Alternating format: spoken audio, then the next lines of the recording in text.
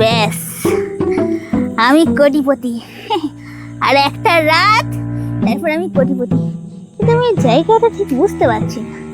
ওই তো ওই ছোঁয়াটা আসছে, ওকে ছলে বলে কৌশলে জিজ্ঞেস করবো এবার আজকে রাতেই।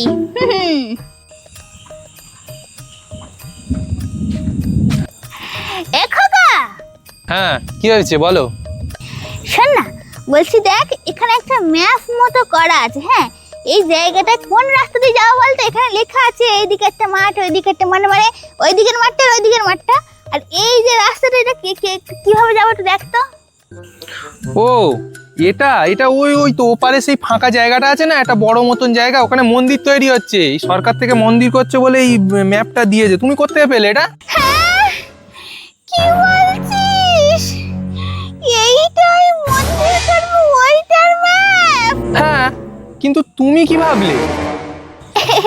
না না না না, আমি ভেবেছিলাম এইটা এটা থেকে গুপ্তধন।